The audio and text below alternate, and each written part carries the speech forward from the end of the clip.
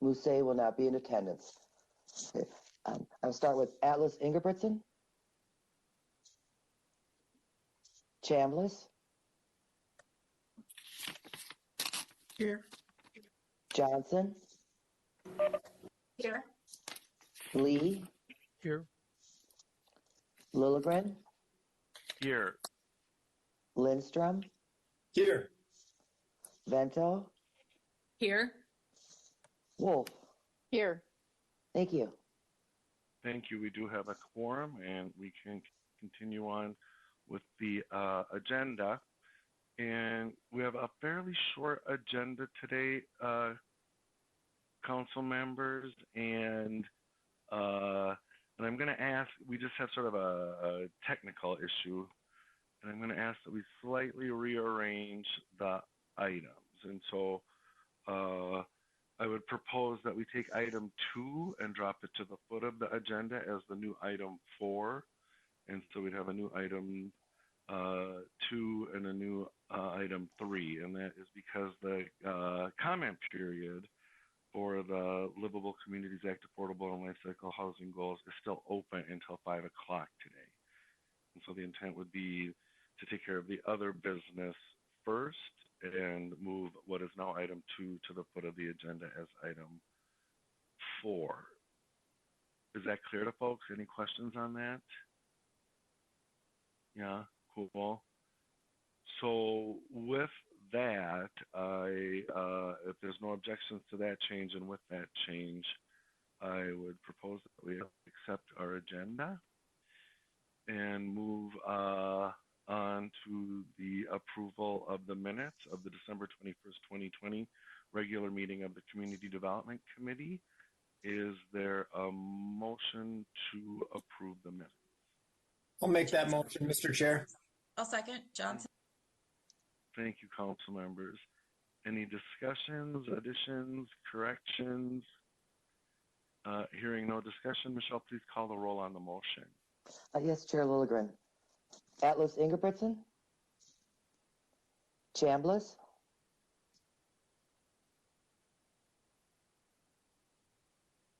Chambliss.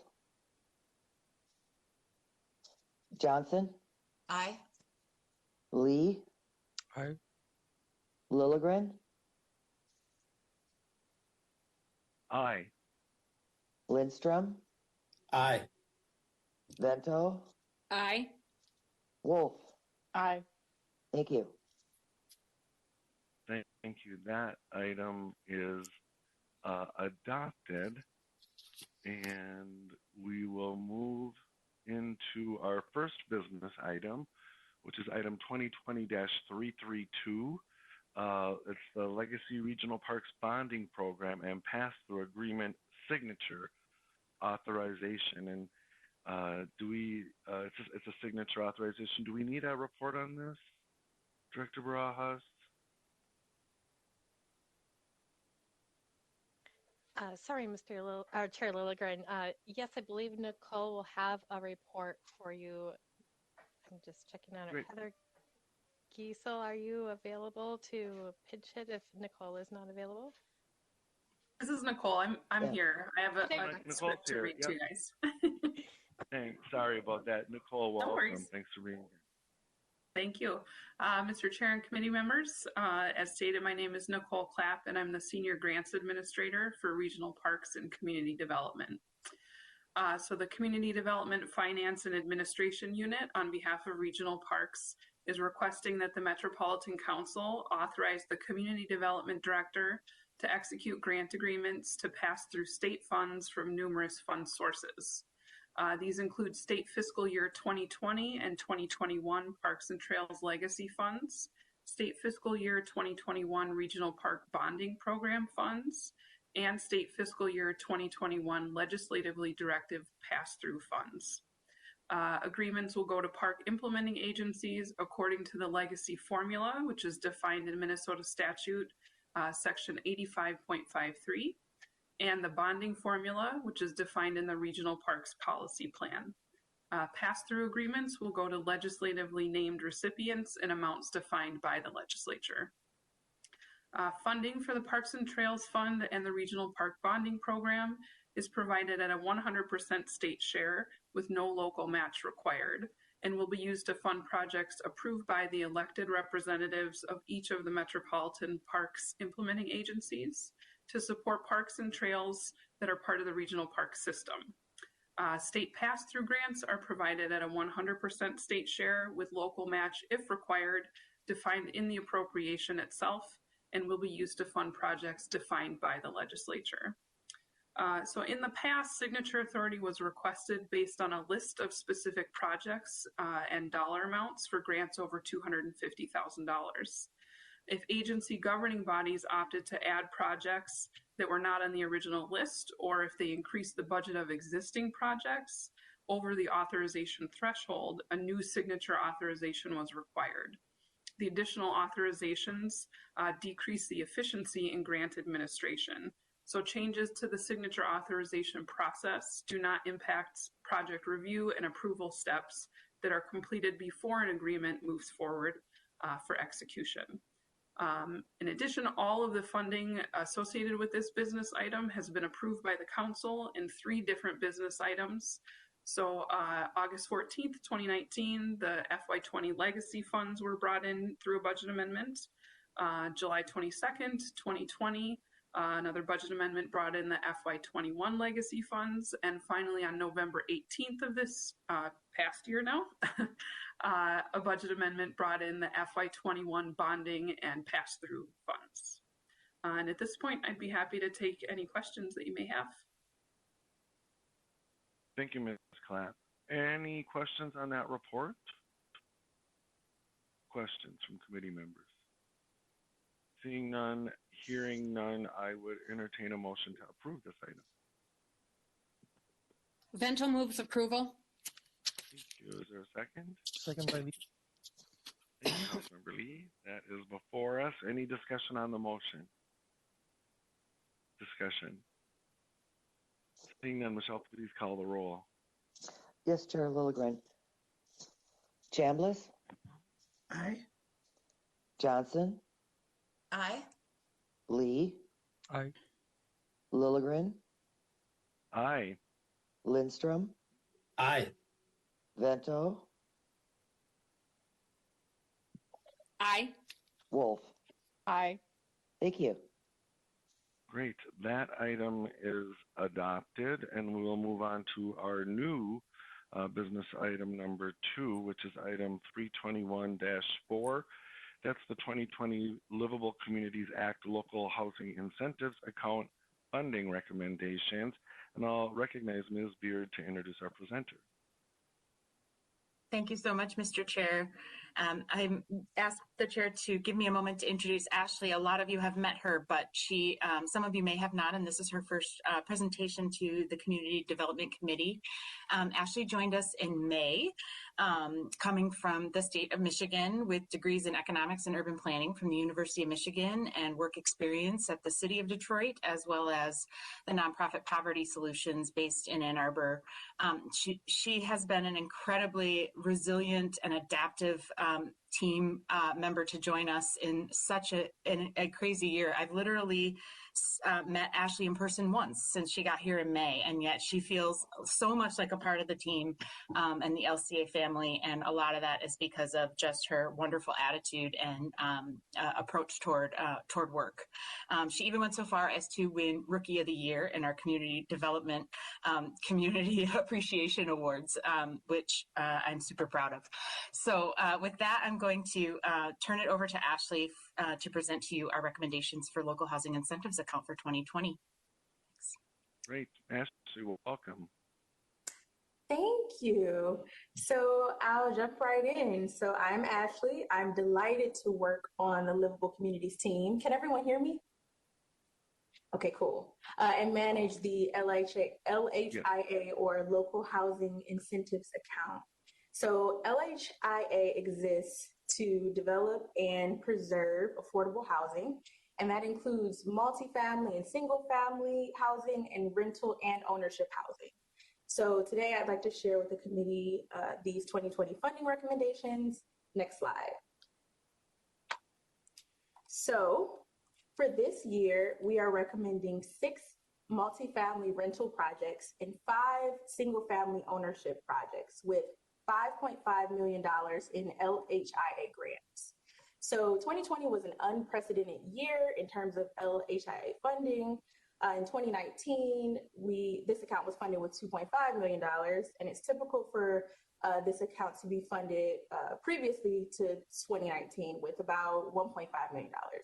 And we have a breakdown of specific projects and dollar amounts in a later slide. Next slide, please. So first, I'd like to cover what our process is like, how projects are selected and funded. Next slide, please. So here we have a diagram to illustrate LHIA's application process. So similar to other LCA grant programs, there is, you can see on the left, an RFP process. In the middle, projects are evaluated and ranked. And then on the right, you can see that projects are selected and funded.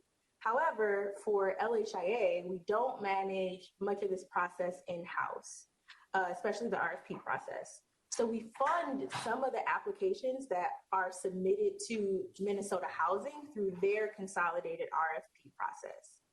And there's a selection committee that evaluates and ranks or rates applications, and they consider a proposer's capacity to deliver the project, if the project is financially feasible, and check them against funder priorities. And we are one of those funders, so that includes our program priorities for LHIA.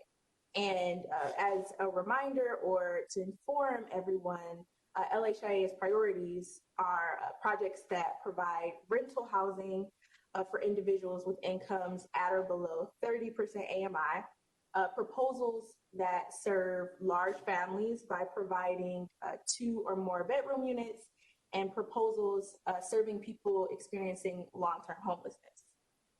So LHIA provides gap funding primarily for these projects for hard costs.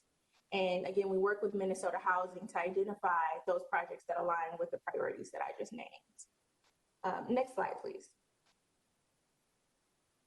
So I'd like to add that not all applications that request LHIA funding receive LHIA funding. And if a proposer wants to be considered, they can opt in by submitting a form in Minnesota Housing's application process. And even those that opt in don't necessarily receive the funding. It may not be the right match. There might be another funding source that would better suit their needs. Next slide, please. So this is our timeline thus far, beginning with the NOFA or Notice of Funding Availability in March. And with the pandemic, and here we are in January, but with the pandemic, the application due date was in July, and subsequently all that followed got pushed back about a month. So I believe we typically have bring this before the committee and council in December. Next slide, please. So let's jump into the funding recommendations. I really enjoyed reviewing these projects this year. So for the next couple of slides, we'll take a peek at this round's projects in the 7-county metro for all Minnesota Housing Awards and zero in on those projects that have LHIA funding. Next slide, please. So these are the awarded multifamily projects for the 7-county metro. So these are all multifamily projects in our region that was awarded funds through Minnesota Housing's process. So starting on the left, we have the project names, their respective cities, and then in the middle, we have the new affordable units to be created and the units to be preserved and the total funding award for this round. Those that are highlighted and italicized are those with proposed LHIA funds. So we are proposing to support half or 6 out of 12 of these projects. And we'll look at a table of all of our funded projects, these with the single family in a few slides. Next slide, please.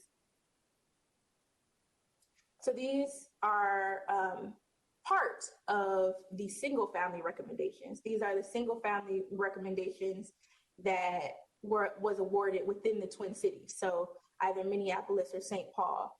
And we are proposing to fund 2 of these projects. One is in Minneapolis and one is in St. Paul. Next slide, please. These are the single family projects that are in the suburbs within our region. And we are proposing to fund 3 of these. One is in Chaska, one project is in Chaska, and the other 2 you see in green at the bottom are scatter site projects in West Hennepin, or in suburban Hennepin County and in Washington County. Next slide, please. And here is the overview of our LHIA funding recommendation. So those highlighted projects in the last few slides. So you can see the project names on the left, and then the city or the applicant in the middle, and what we are proposing to fund for each of the projects. And the multifamily projects are at the top, ownership is at the bottom, and the rental projects, the multifamily rental projects are in the cities of Oakdale, Maple Grove, St. Paul, Minneapolis, Woodbury, and Chaska. And the single family ownership projects, we have 2 scatter site projects that I mentioned before in Washington and suburban Hennepin County. And the final 3 are in St. Paul, Chaska, and Minneapolis. So we had less applications for single family funding than we usually have this round. So we funded everyone that opted in for LHIA money this year. We usually have a few more. So you can see the total for our rental is just over 5 million, and the ownership total is just under 500,000. So you see the summary here, and on the next few slides, we'll go through these projects that are listed one by one so you can truly get a feel for them. Next slide, please. So here I'd like to remind us all of LHIA's priorities. So rental housing for people at incomes at or below 30% AMI, that's about $31K a year. Proposals that serve families or larger families by providing 2 or more bedroom units, and proposals serving people experiencing long-term homelessness. And the first one is Bethesda Oakdale that we're recommending at $750,000. It is a new construction mixed income project with 2 distinct parts. One part is a 15-unit market rate part, and the other part is the remaining 50 units affordable at or below 30 to 60 AMI. And this project will serve high priority homeless individuals and people with disabilities. And the units are 1 to 3 bedroom units. So that checks all of the boxes, so to speak, for our priorities this year. And that's how we consider every project moving forward. Next slide, please. Mr. Chair, quick question. Mm-hmm. Please. Thank you. Could you let us know as you go through each of these, if it's convenient and if you have it available, what the requested amount was? If you don't, that's okay. I typically like to just know, I know these are all oversubscribed programs, and I just love to, understand, what the need is as we just continue to, support projects like this. It's just always something I find helpful as I talk about housing. But if it's not available now, that's okay too. Yeah, I don't have it available. Based on my memory though, most of the multifamily projects were funded up to what they requested for. The single family projects, however, some were partially funded and some were not funded at all. Oh, actually, I do know that. Botneau Ridge, which is one of the projects, and Botneau and Settlers Ridge, 2 of the multifamily projects actually were not funded this year. And then on the single family side, what was requested was actually provided for. So pretty much it was 2 out of these 11 projects this year that were not funded by Minnesota Housing, but we chose to fund them. And I'll highlight them when they come up and where they are. Tara, Tara's here to jump in just in case I overlooked something. I don't know if Sarah had any. Mr. Chair, Councilmember Johnson, Yep. you're Ashley, you had it exactly right. Generally speaking, projects that get funded are made whole. Sometimes we decide to fund projects with the LHA portion of the request when Minnesota Housing is not funding their portion of the request, and there's usually a good reason for that. And I think Ashley will get into those in those individual projects. WebEx Assistant is enabled to save audio highlights. All right. So the next project is Botneau Ridge. So this is one of the ones that Minnesota Housing decided not to fund this year in Maple Grove. Botneau will be a newly constructed building. It has 2 previous phases. So Botneau phases 1 and 2. And this phase will provide supportive services and have units for those transitioning from homelessness to permanent housing. It'll also have units for people with disabilities and families experiencing homelessness, currently experiencing homelessness. So it's a 50-unit development, and it's affordable at or below 30 to 50% AMI. And the units are 1 to 4 bedroom units. So that's really exciting to see, not just 3-bedroom units, but 4-bedroom units. That seems to be extremely unique. Next slide, please.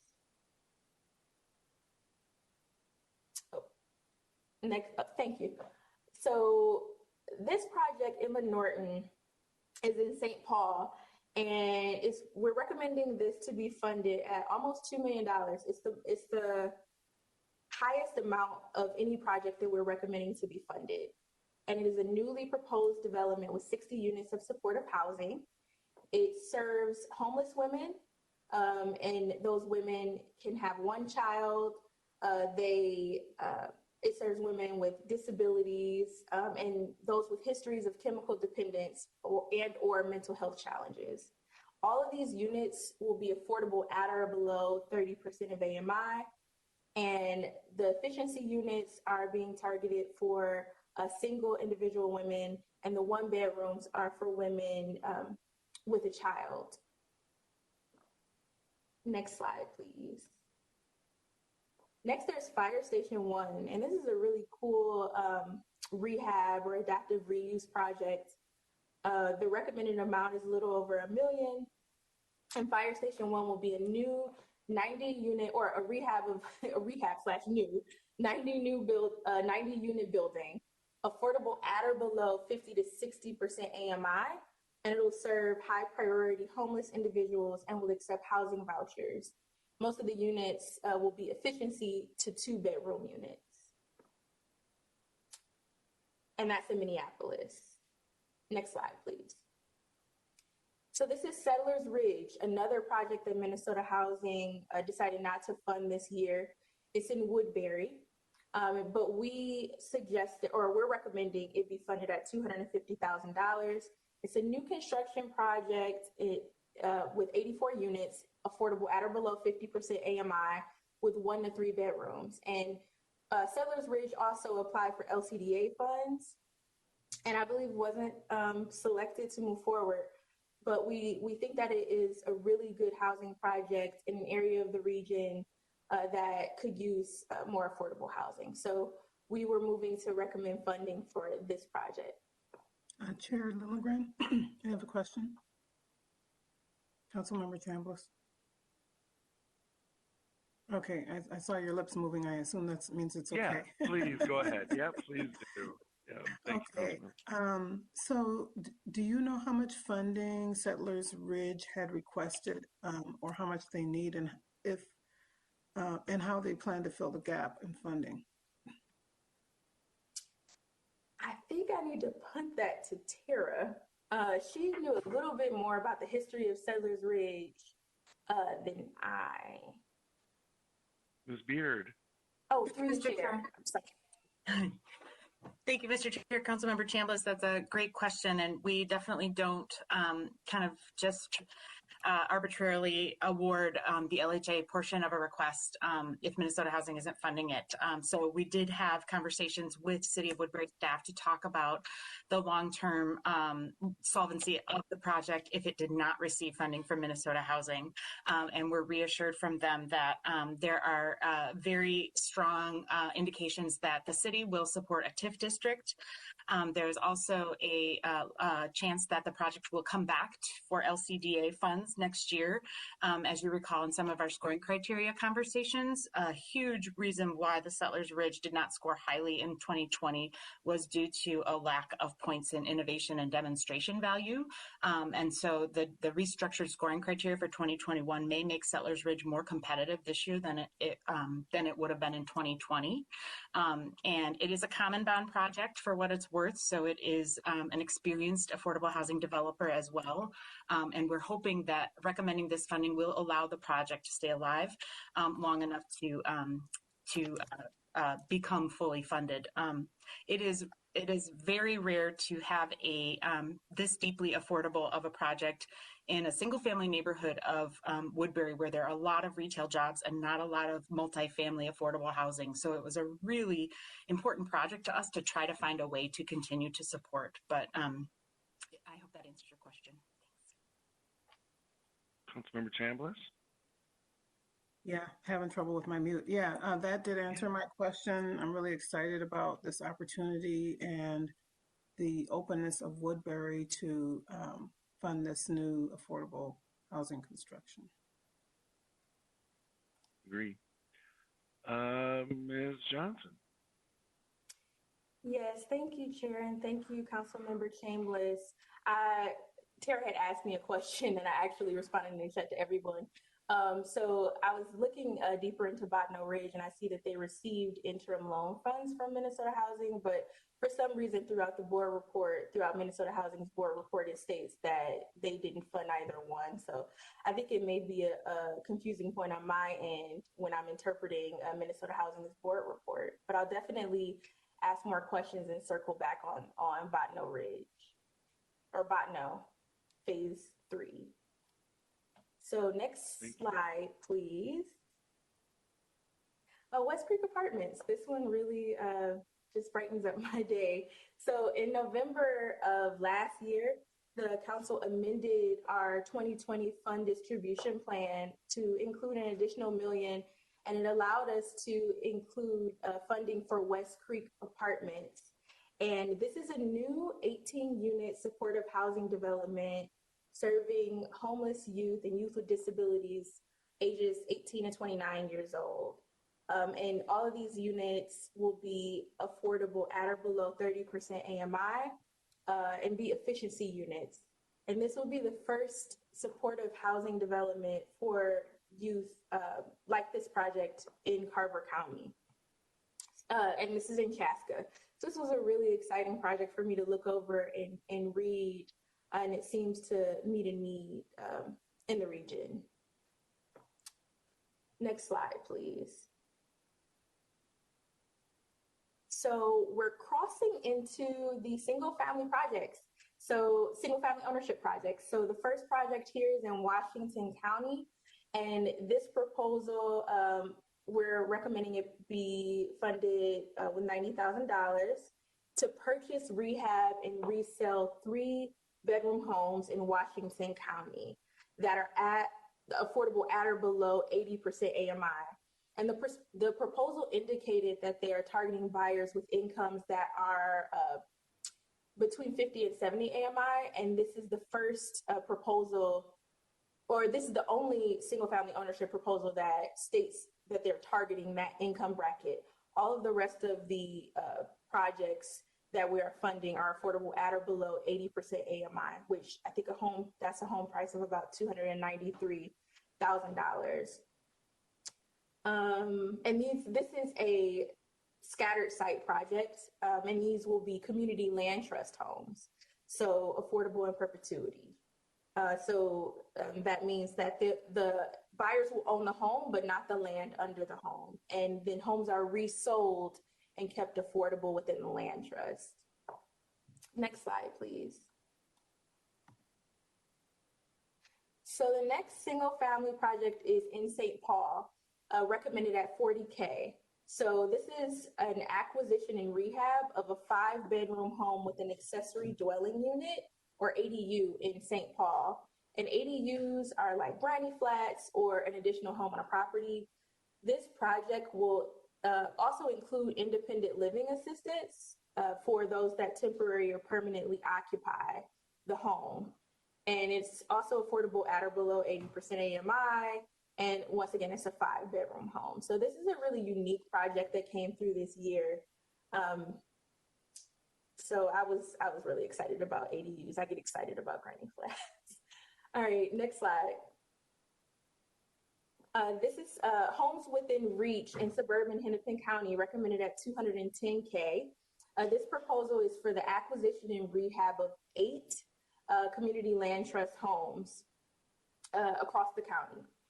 And these homes are proposed to be 3-bedroom homes, affordable at or below 80% AMI. Next slide, please. This is a townhome project in Chaska. So this is a rehab project recommended for $30K for 3 townhome units. And each townhome unit will have 2 bedrooms in them at or below 80% AMI.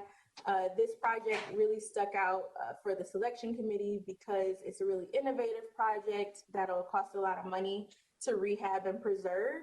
But being near downtown Chaska was something, regardless of the high land costs, the selection committee and Minnesota Housing thought was really important to fund. Next slide, please.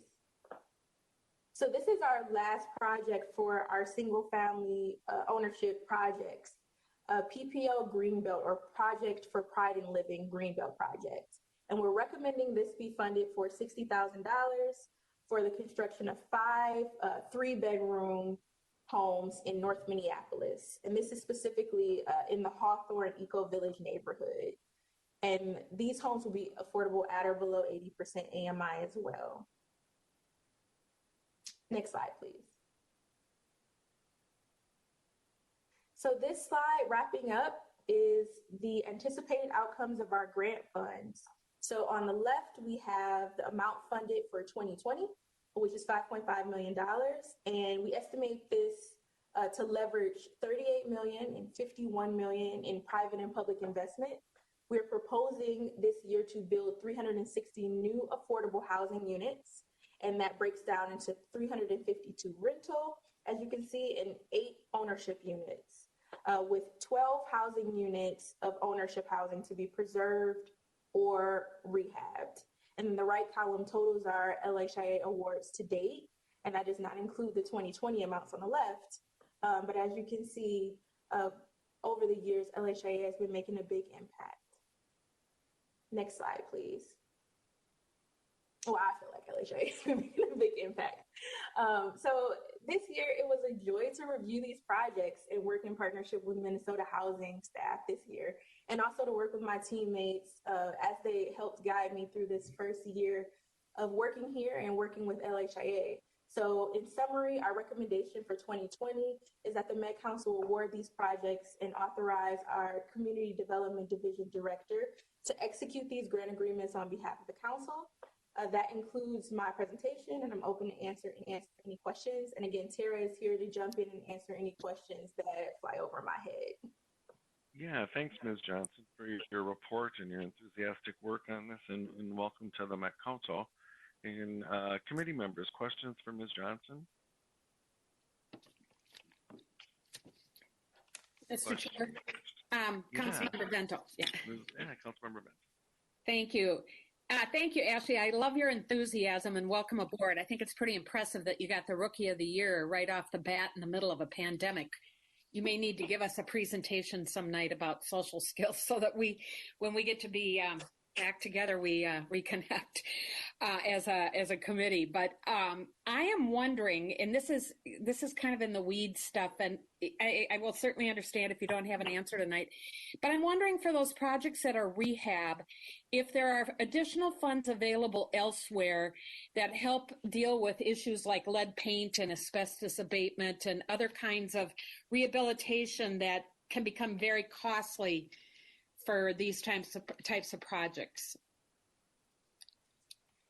Yeah, in conversation, through the chair, I'm sorry. Go for it. In conversations and evaluating these projects early and kind of being in some of the conversations with the funding partners outside that try to support preservation projects, it is a challenge for projects to get funding to address those health concerns.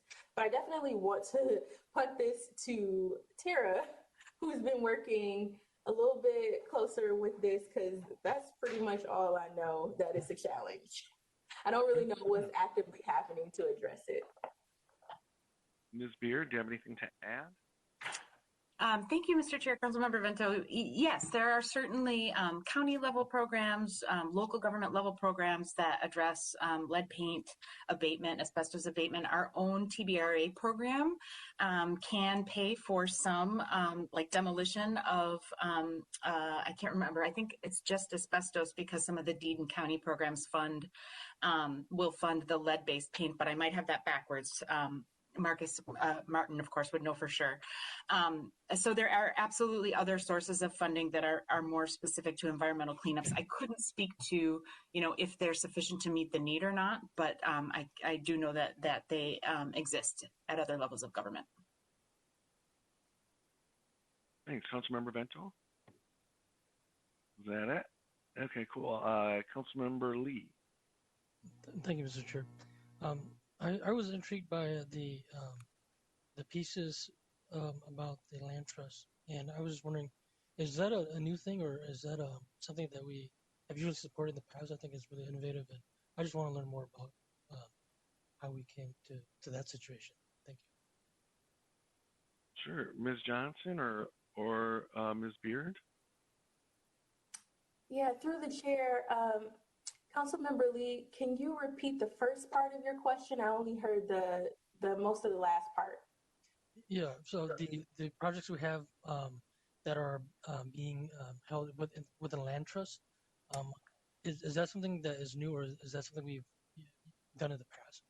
I'm just really intrigued by it, and I think it's really innovative. Yeah, so through the chair, the land trust projects, I believe we've been funding for a while. This is something that is, to me, innovative. I'm excited to work in the state of Minnesota because land trusts are not across the country as popular to me as it is here. But I'll definitely throw this to Tara. I feel like we've been funding land trust projects for a number of years. Mr. Chair, Councilmember Lee, absolutely. Homes Within Reach and Three Rivers Community Land Trust are both well established and have been around for quite some time, and we've helped fund Carver County's land trust is newer, but it has especially been ramping up. It started in, I think, Chanhassen or Chaska, I should know which, but it started as a local in one of those governments and became a Carver County broader endeavor, which is excitingly being modeled by Scott County to develop the Scott County Land Trust. So we're seeing expansion of the land trust model throughout the region. There's also the Rondo Community Land Trust, which we have funded in the past and presently, which serves not just St. Paul, but the suburban Ramsey County as well.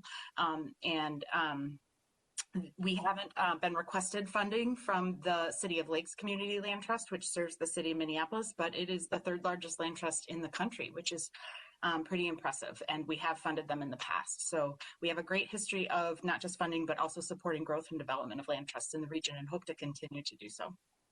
Great, thank you. Yeah, thank you. Thank you, Councilmember. Further questions or comments on the report? Councilmember Chambliss. Thank you, Council Member. This is a great presentation, and I liked the comparison of awards that we've had for 2020 as compared to total LHIA awards on page 23. I'd be interested in looking at a little bit more depth in the trend to see what the awards were in a prior year and potentially over the last several years, or whatever would signify a trend. So that's just some feedback for the future. I think that would be very interesting to see how we're doing. Great. Thank you. Further comments or questions on the report? I'm not hearing any. I do have a question. I don't know if this is for Ms. Johnson or Ms. Beard, but it's really impressive to see how many of the multi-unit projects that we're awarding funds to are serving high priority homeless individuals or other difficult to keep housed types of individuals. And so I'm just wondering, it's really rewarding to see that. And I'm wondering if within our scoring, if you can comment that within our scoring or maybe the scoring of Minnesota housing, how the ability to provide services, to have service providers as part of their teams relates to their scoring, because in general, these sometimes difficult to house individuals do require a lot more sort of wraparound services. So I'm just wondering if you have a comment about that, please. Yes, Chair. So this year, I got the opportunity to participate in Lcda scoring and Lcda TOD scoring, and to look at how they consider special populations or populations, people with disabilities, or those with any projects that offer supportive housing. So a lot of times when we're reviewing projects, we want to know more about supportive housing, what supports are actually being provided, what's listed in the application, and pull those out and then compare across projects, specifically when I was scoring the Lcda projects. So this year I had the opportunity to do a similar thing for those projects that opted in for LHIA funding, pull out and compare some projects that they will provide independent living assistance, right, for the single family homes, or they provide some sort of support for individuals with intellectual disabilities, specifically in half of the building. So these are things that we are increasingly considering and trying to develop more knowledge on our team in terms of what it means for one development to provide a certain level of services versus another development. And I think that that's something in our year of exploration that I've heard a lot, Tara talk about a lot. So I don't know if Tara, if you want to jump in about how we're looking at supportive services potentially moving forward. Mr. Chair. Anything to add? Yeah, Mr. Chair, thank you, Ashley, too. I will just use this to make my soapbox plug that I really feel strongly when we create affordable housing at 30% AMI and with wraparound social services, perhaps not exactly always when we're serving someone experiencing homelessness, but in a lot of cases, we're actually making an affordable unit available and therefore freeing up another unit that's affordable, but maybe not affordable with services, or is affordable, but at 50% or 60% AMI. And so I think 30% AMI and below units, deeply affordable with supportive services, really should count as more than a unit, in my opinion, in terms of kind of addressing the housing shortage that we have. And so I'll throw that soapbox point out there and just say that, yes, we continue to want to, and I think this aligns also with Councilmember Chambliss's comment earlier, that we really want to do a better job of measuring our impact and using that to really have data-driven, informed kind of scoring criteria and funding recommendations, and we want to continue to improve that moving forward. Great, thank you very much. Thank you. Any further questions or comments on the report? Otherwise, staff has made a recommendation that we award 6 multifamily and 5 single-family local housing incentives account grants totaling $5.5 million, and that we authorize our Community Development Division Director to execute the grant agreement on our behalf. And I would entertain a motion to approve. Motion to approve by Chambliss. Thank you, Councilmember. Is there a second? Vento seconds. Thank you, Councilmember Vento. It's always exciting to award grants to projects like this. Any further discussion on the motion? Discussion. Seeing none, Michelle, please call the roll. Yes, Chair Lilligren. Chambliss, Aye.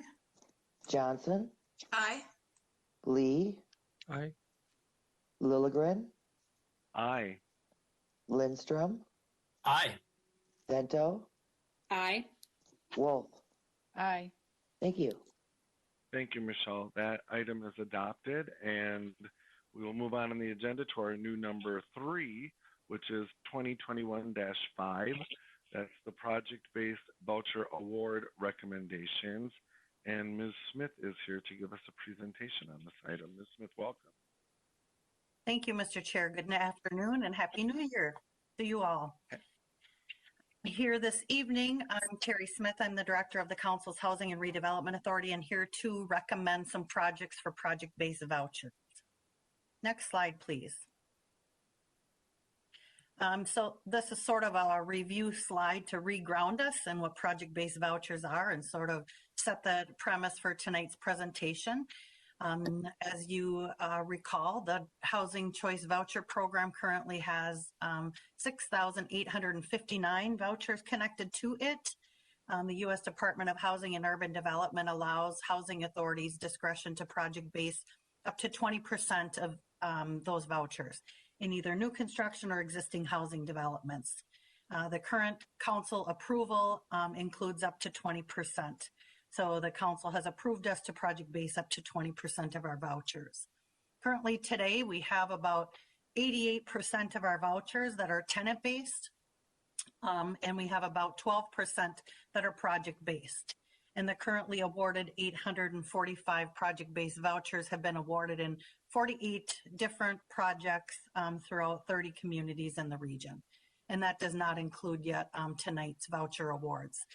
At the right is just kind of regrounding us and what the Metro HRA service area is for the voucher program, and we serve the areas in yellow. Next slide, please. So just a little chart to show the difference between tenant-based and project-based, and this is likely review for most of you.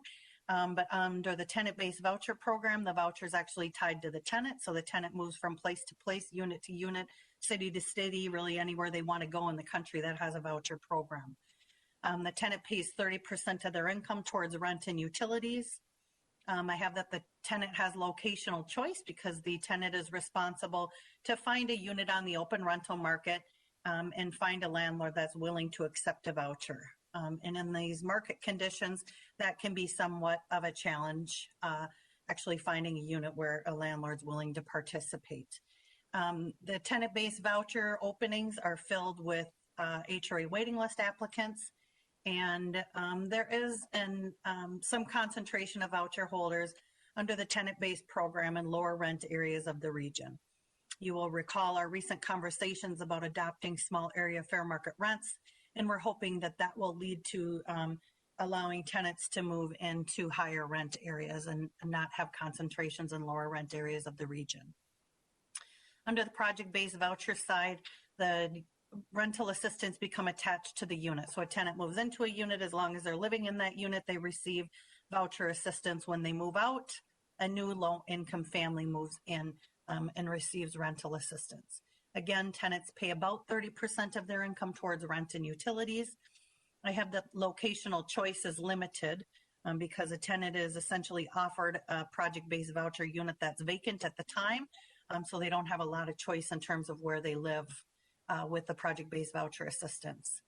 Landlords that are requesting project-based vouchers are already committed to the program and to participation. And unit openings to fill project-based units are either marketed to families on the Metro HRA waiting list or filled through referral from coordinated entry and service providers. So units that are occupied by tenants that have meet specialized populations such as those experiencing homelessness, people living with disabilities, are filled with direct referrals from service providers and coordinated entry.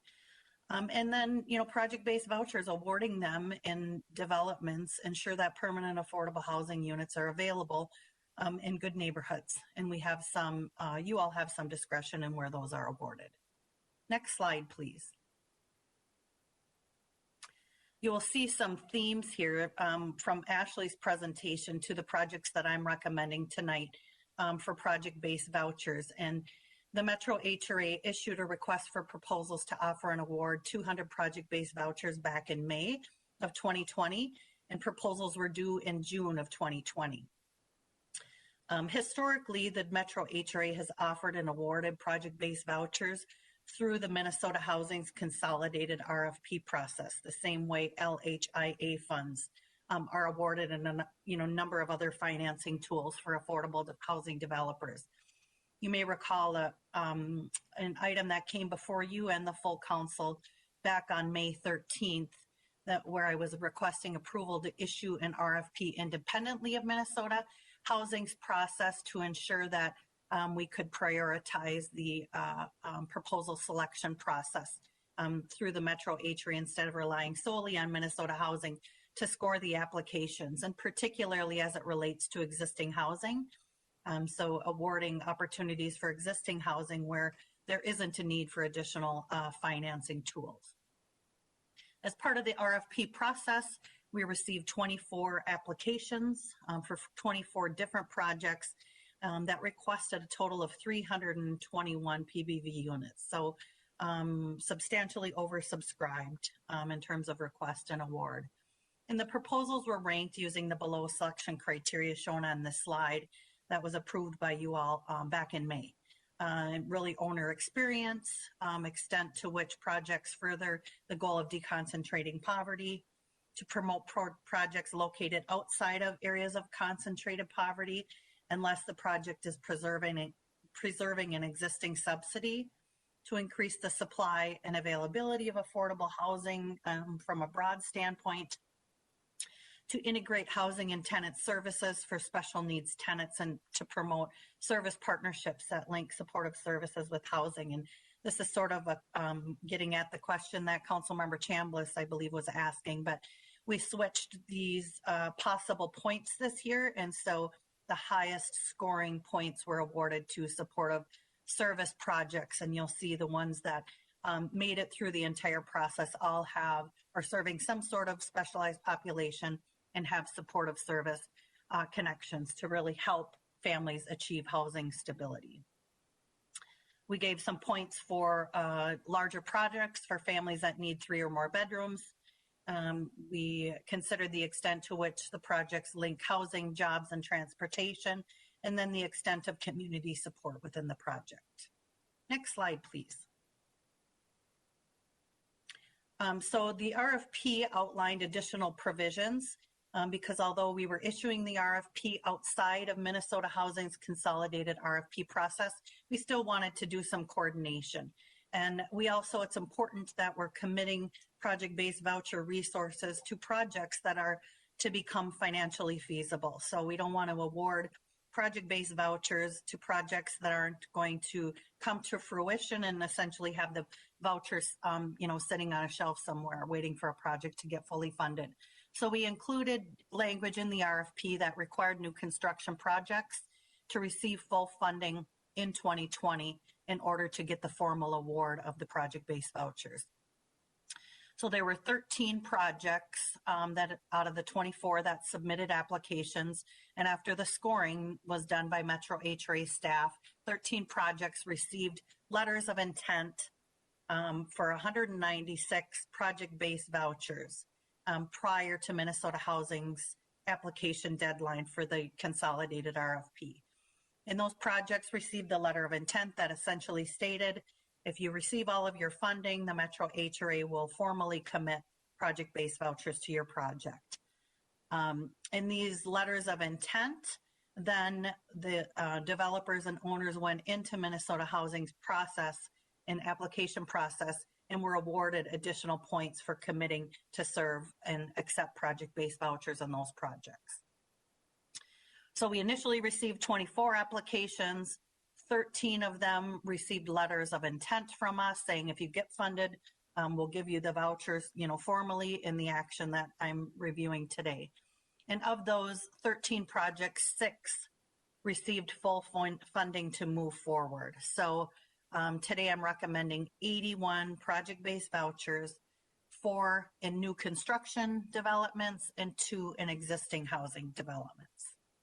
Next slide, please. So this is a chart that shows all of the projects that I'm recommending today for funding.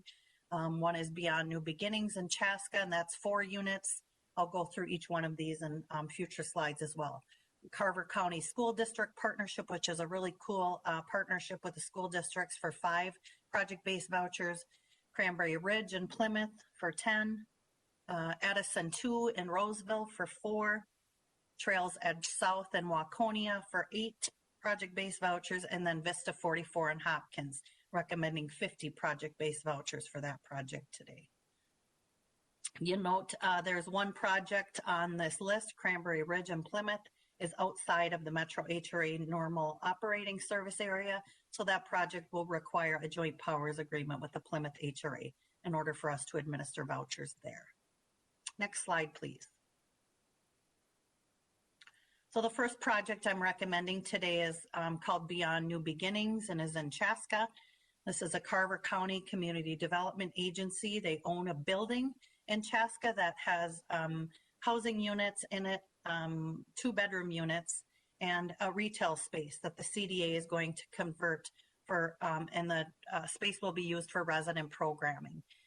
New Beginnings is an academic program for pregnant and parenting teens under age 21 that have not yet received their high school diploma. So the on-site services will help residents with implementing a parenting plan, have intensive on-site services to help them acquire independent living skills for housing stability moving forward. That request is 4 project-based voucher units. Next slide, please. The next one is also a Carver County CDA-owned project. They own 5 scattered sites throughout Chaska, Norwood, Young America, and Waconia. They're recommending 5 project-based units here for existing housing, and these are 2- and 3-bedroom units. The CDA has an existing partnership with Carver County school districts to provide housing and services for students and their families experiencing homelessness or at risk of homelessness. And the Metro HRA has awarded in the past 3 project-based vouchers to this partnership, and it's expanding now to 5. It's been very successful over the last 2 years, so we're excited to award some more project-based vouchers to this project. The CDA is a HUD certified housing counseling agency. They also employ a resident services coordinator that will provide intense services to the families of these units and resource connections, really with the goal of stabilizing families. Next slide, please. Cranberry Ridge is a project we've been hearing about for years, and I'm excited that this one is going through this year, but this is a project, new construction, that's owned by Beacon Interfaith Housing Collaborative. It will be 45 units of housing containing 1, 2, 3, and 4-bedroom units. Ashley indicated a project where LHIA funding is being recommended with 4 bedrooms. So we've seen a couple of these this year, so that's pretty cool. 5 project-based voucher units here will serve broader low-income populations. The project also contains 10 units for persons experiencing homelessness and 5 units for people in households living with disabilities. On-site services and community programming will be provided by the Interfaith Outreach and Community Partners, again linking housing with supportive services to promote success. This project contains Minnesota housing tax credits that were awarded last year. Plymouth HRA has also awarded 10 project-based vouchers to this project. And because of the limited number of vouchers they have, there was a collaboration with Beacon and Plymouth HRA for the Metro HRA to award 5 more vouchers to this project. Next slide, please. Edison 2 is a project in Roseville. Sand Company is the owner of this new construction project. This development will contain 59 units, 1, 2, and 3 bedrooms. They requested 4 project-based voucher units that will again serve broader low-income households. But the project goal is to meet housing needs generated by the increase in people moving to the area for jobs, both new employers and expanding employers in the close proximity of Roseville to the cities of Minneapolis and St. Paul job centers. 10 units will contain housing supports for households experiencing homelessness and living with disabilities. On-site services will be provided by Simpson Housing. This project also contains Minnesota housing tax credits. In this project, Edison 1 received a TBRA award back in 2019, so tax-based revitalization account, and a local Livable Communities demonstration account funds in 2017. So I'm excited to see mutually supported projects receive a recommended project-based vouchers. Next slide, please. The last project I'm recommending today is Vista 44. This is a creative partnership, again, where there are some deep services connected with this project. It's a new construction project through Beacon Interfaith Housing Collaborative again. The project contains 50 units and they're requesting 50 project-based vouchers for all units there, which are 1, 2, and 3 bedrooms. 25 of the units will serve people experiencing homelessness, 8 will serve people living with disabilities, and the remaining 33 will be supportive housing units for other populations that need supportive services. Volunteers of America are the service provider that will provide the on-site intensive services.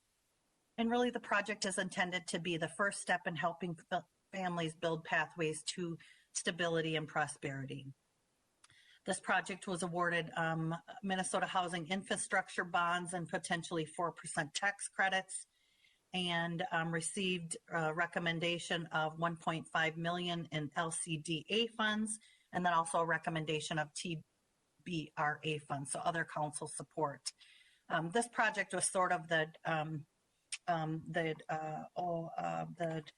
cornerstone of this year's Minnesota RFP process, so it was really a highlighted project because of the intensive service component. So I'm excited to see this project being recommended for vouchers. Next slide, please. So if you approve this tonight, Councilmember Chambliss, do you have a question?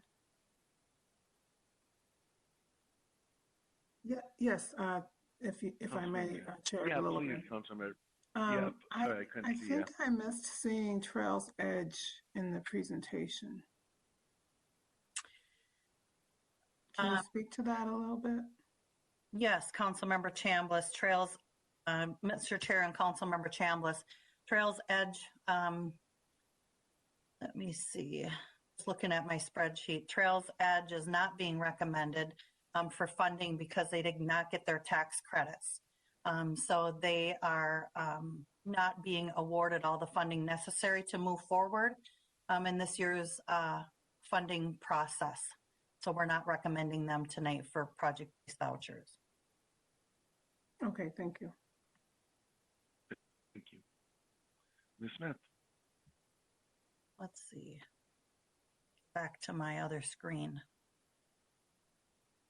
So the process today is to enter, the next steps would be to enter into an agreement to enter into a housing assistance payment contract for the new construction developments that commits the project-based vouchers during the construction period. Once construction is complete and the units pass inspection to ensure that all health and safety requirements are met, we would enter into a housing contract to start making rental payments on behalf of the low-income families in the units. Projects that are being requested and awarded for existing housing would move right to the step of a housing contract to help to begin paying rent on behalf of low-income families. Next slide, please. Oh, Trails Edge South. Oh my goodness, I'm sorry. Didn't have that one in the presentation, Councilmember Chambliss. I apologize. Trails Edge South is a new construction development in Waconia that is a 60-unit building with a mix of 1, 2, and 3 bedroom units. The project will contain 8 housing support units, 4 serving families experiencing long-term homelessness, and 4 serving families living with disabilities. The requested 8 PBVs will serve broader low-income families in partnership. And the Community Action Partnership will provide permanent supportive housing for the residents of Trails Edge South. I was getting this one mixed up with Settlers Ridge and Woodbury, which we didn't fund, so I apologize for that, Councilmember Chambliss. Settlers Ridge and Woodbury did request project-based vouchers, and we're not recommending them because they did not receive the necessary funding to move forward. And the recommendation before you today, Mr. Chair, is that the council approve the award of 81 project-based vouchers in the projects shown on this screen. And I'm happy to answer additional questions.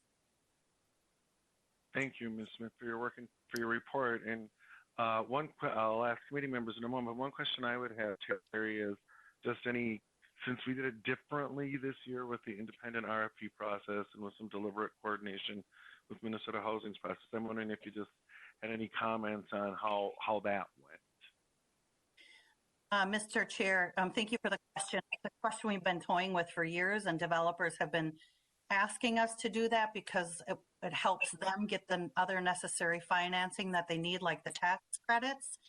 And so I think it worked well from that standpoint. I think it worked well because we were able to award some existing projects, some project-based vouchers, and working through the Minnesota housing process.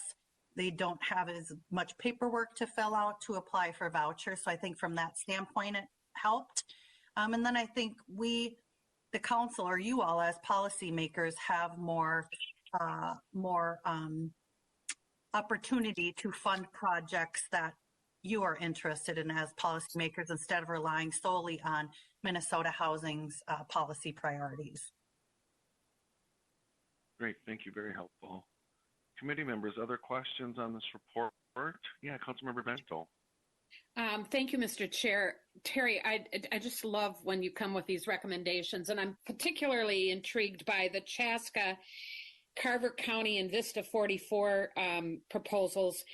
And as agendas allow in the future, I'd appreciate any kind of updates about how the supportive programming with those housing projects work. And in particular, it'd be interesting to, sometime hear from service providers as well as the residents about the value of the programs and the successes that they're meeting. I just am so impressed, and particularly with the school-related projects. It's phenomenal. So thank you. Mr. Chair and Councilmember Vento, we'd be happy to. And we have, some similar projects that have been in occupancy for several years that we could bring an information item, maybe in the first quarter of 2021 to provide some information on how those service connections really, really help families obtain housing stability and succeed and do goal setting for, self-sufficiency as well moving forward. Thank you. Further questions or comments on that report? Mr. Chair, Johnson? Yeah, please. Councilmember Johnson. Thank you, Mr. Chair, and thank you, Terry. I really appreciate this. So of the 81 that we're awarding today, how many projects was it again? I lost my screen here. I have my report up. Were there 8? 6 projects. Oh, 6, okay. But 24 applied. So are any of those still in the mix for future? Or are they now just set aside and they would have to come in and start all over again? How does that work if they, I guess, didn't have their ducks in a row for the points system that we have in place? How does that work? Mr. Chair and Councilmember Johnson, I think if there was a downside, like really good projects, like I think Settlers Ridge and Woodbury is one that we would have liked to have seen funded just because it has some cooperative partnerships and for all the reasons Ashley indicated in her presentation. But the developers that did not get projects-based vouchers this round will have to reapply when we offer them again. And the reason we did that is because new construction projects, we're committing the vouchers now and the projects won't be online till 2022 or sometime thereafter. And if projects don't have the necessary financing, it would be 2023, 2024. Like Cranberry Ridge, I think, was 4 years into the Minnesota housing process before they got the tax credits. So the idea is we don't really want to put vouchers on the shelf for that far down the line, but I think it's definitely something, that we need to think about, and, working in partnership with Tara and her team, just talking through, doing sort of a plus delta of our process this year. What worked well, what didn't, what do we want to tweak in the future? How do we want to offer and award project-based vouchers in the future? It's a really good question. Thank you, Terry. Mr. Chair, may I ask one more quick question? And I mean, I'm champion of stating the obvious on a lot of days. I get it. But I mean, it's still overwhelming when you look at the numbers that the requests were for 321 project-based vouchers scattered throughout this region. And, we all know too, speaking of Cranberry Ridge, it's in my district, and I worked really hard on that as a council member. In fact, I remember guiding and zoning it when I was mayor back in the day for the, maybe something could happen in that area generally. And I mean, it's like, and these projects end up on life support a lot of times. And, I think also when we are thinking, switching gears a bit and trying to think about the goals and the need and how do we encourage communities to, move forward projects like this. I mean, that's all good and great, but there is a pipeline of a lot of projects throughout this region that just takes so much time to get past the finish line. And I sometimes, not all communities have the same resources and are paced at the same ability as others. So it's it comes in different ways all over this region. But, if we could have the money, I think the will is there and the projects are trying to come online. So there's this bottleneck that we all know about. But I think when we talk about affordable housing and we just need to do this or we just need to do that, and I don't mean we're saying that, but you hear those things in general. Oh, if we could just get zoning changed, or if we could just get, regulations changed, or if we could, all that might be true. But I think this just demonstrates how much is trying to get through that bottleneck, right? And it doesn't all make it because, the gap is big. Even when we were speaking of land trusts, and I really, really praise the land trusts and that Minnesota is a leader, but even in Plymouth, when we had the potential opportunity to work with the land trust, it was really hard for us to tell people, gee, you can't be part of the land value increase as time goes. You're part of the house value increase, but, but yet it's a solution, right? They're not all the same, but they are good solutions. So I just, again, want to thank everybody because,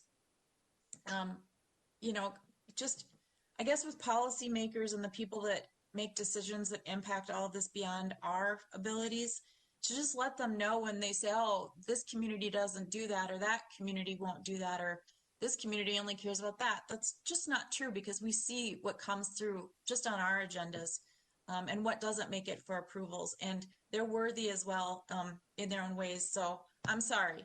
That was a soapbox moment for me, but I'm just glad that I just believe our team at Met Council, credit goes to the staff, of course, that you're really working to fine tune this so that everything that enters that bottleneck can get out the other side so that people have homes. And I just want to thank you for that. Thank you, Councilmember. Well said. Further questions or discussion on the report? Any further questions? Ms. Smith has recommended that the Metropolitan Council adopt the associated resolution. Oh, I'm sorry, I'm reading the wrong action. Sorry about that. And Ms. Smith has recommended that the Metropolitan Council approve the award of project-based vouchers, rent assistance, and authorize the Metro HRA Director to execute the necessary documents with the project owners for the six listed. Is there a motion to approve? Johnson moves. Thank you. Is there a second? Second by Lee. Thank you, Councilmember. Any discussion on the motion? Discussion. Seeing none, Michelle, please call the roll. Yes, Chair Lilligren. Chambliss? Aye. Johnson? Aye. Lee? Aye. Lilligren? Aye. Lindstrom? Aye. Vento, Aye. Wolf. Aye. Thank you. Thank you, Michelle. That item is adopted, and we will move on to our final business item for today, which is the new item 4, the adoption of the Livable Communities Act Affordable Life Cycle Housing Goals for 2021 to 2030. And I was just a little confused there. I was looking back. It looked like there was a discrepancy between the item and the PowerPoint presentation linked to the agenda, but that could just be me. So I'm not sure who's presenting on this. Director Barajas? Chair Lilligren, Tara Beard here. I'm prepared to present. Thanks, Ms. Beard. Please. Great, thank you, Mr. Chair. I hope to gosh that the report and the presentation match, but it does seem like the time of year where LCA stuff and given that decennial update issue we have this year as well is just sort of like, which LCA presentation report is this again? I know it happens to me, so okay. I'm sure it happens to you. Okay, all right, thank you. But this presentation is to recommend that the council formally adopt 2021 to 2030 affordable and life cycle housing goals for cities choosing to re-enroll in livable communities for the 2021 to 2030 decade. Next slide, please. If I may. So we're just going to briefly remind ourselves of the requirements for Livable Communities Act participation, which is in statute formally referred to Livable Communities Act Local Housing Incentives Account. Just so that you don't get confused, it's generally shorthand referred to the Livable Communities Act, but in statute it refers specifically to the LHIA account. But it does apply to all LCA programs. Then we will review very briefly the 2021 to 2030 affordable and life cycle housing goals, that methodology and adoption by communities choosing to re-enroll at this time. And then I will forward a recommendation to adopt a resolution enrolling those 58 communities into the 2021-2030 decade of LCA participation. Next slide, please. So friendly reminder on the complete requirements for participation in LCA Local Housing Incentives Account. The adoption of affordable and life cycle housing goals can certainly feel like one of the most kind of procedurally intense aspects, but there are a couple of other requirements for participation. Communities also must establish a housing action plan by June 30th of the following year, and we've been working with communities on how to use the housing element of their comprehensive plan and additional information from the annual Affordable Housing Production Survey on efforts to meet affordable and life cycle housing goals to together combined be each community's housing action plan. And then communities also have to spend what we lovingly call LHOA, or affordable and life cycle housing opportunity amounts. And that is a portion of the city's budget that must go towards creating affordable and life cycle housing opportunities as a sort of skin in the game requirement in the statute for participation. Next slide, please. Today, of course, we are looking at the adoption of affordable and life cycle housing goals.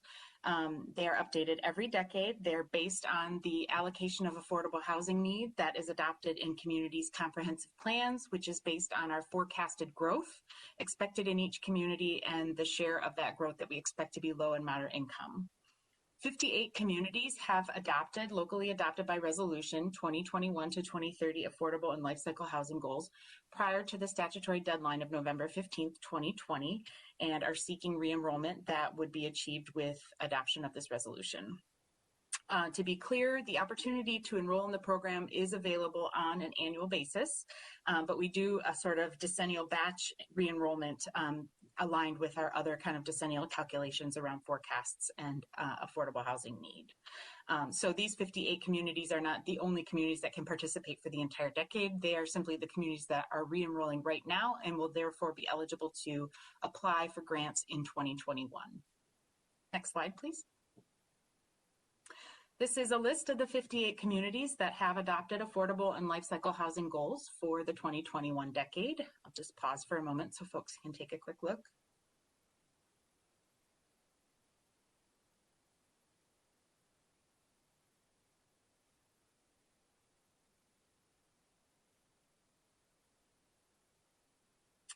And if okay, we can move on to the next slide.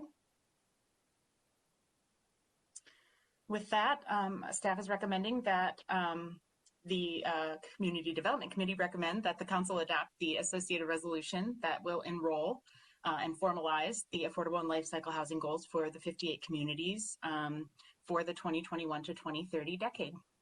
And that's all I have, but I'm happy to take questions.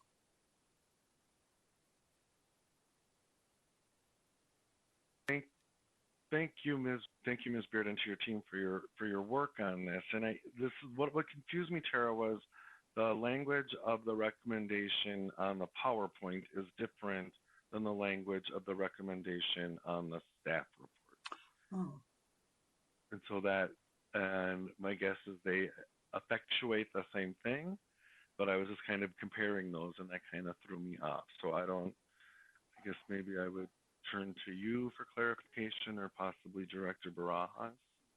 Mr. Chair, I think you're spot on. I'm going to punt that to Director Barajas to see the implications of that. Definitely, Mr. Chair, council members, I would recommend that you use the recommended proposed action in the staff report because it involves the adoption of the resolution as well. And so we want to make that very clear that that is the action you're taking with that specific resolution number being referenced as part of your action. Great, thanks, Lisa. And so I'll just read that out, that the Metropolitan Council approve attached resolution 2021-1, adopting Livable Communities Act affordable and life cycle housing goals for 2021 to 2030 that have been locally adopted by communities participating in the Livable Communities Act program for 2021 to 2030. Great, so that's the recommendation being discussed. Any questions or comments on the report? Mr. Chair? Sure, Councilmember Lindstrom, then Councilmember Johnson. Thanks. Just quickly on that number, the 58, is that trending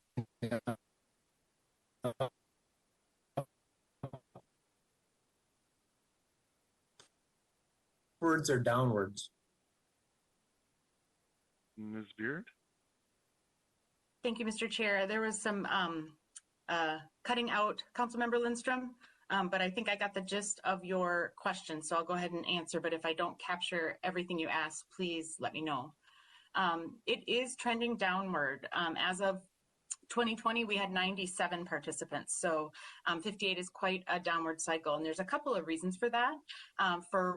One reason I believe is because of the COVID pandemic, we've simply had some communities that have gotten so kind of backed up on business and had kind of items that they, had a delay in council meetings and opportunities to adopt the life cycle housing goals by November 15th. I've spoken with a number of those communities, and they do intend to re-enroll, but they didn't have any projects in the pipeline for 2021, so there was sort of no negative consequence on their behalf to hold off and make sure they adopt those goals by November 15th of 2021, which would therefore enroll them for 2022 through 2030. So I think for some communities, it was simply an administrative burden that, given other situations this year, proved too much to get those goals adopted by November 15th. I think another issue is that some communities were not able to get their comprehensive plan authorized to be put into effect by council by the end of 2020, and that was also a requirement to be eligible for Livable Communities Act funds. So there are, again, a handful of communities that I think will get their plans completed in 2021 and are likely to re-enroll at that time. Finally, I do think we have some communities that aren't sure what Livable Communities Act participation is worth to them. And so we're planning to do a lot of work making sure that the program feels inclusive and accessible, and the value of it is evident to all communities, because all communities are putting money into the program through their property tax levies. And so we want to make sure that we're continuously looking at how to make the programs feel accessible to all so that we can increase participation. So in short, I fully expect another couple dozen communities that are just a little bit behind but intended to re-enroll to join on in 2021. And then the folks that don't will be definitely making individual phone calls too, and probably involving you all in that as well, to make sure that we're making the program accessible to all.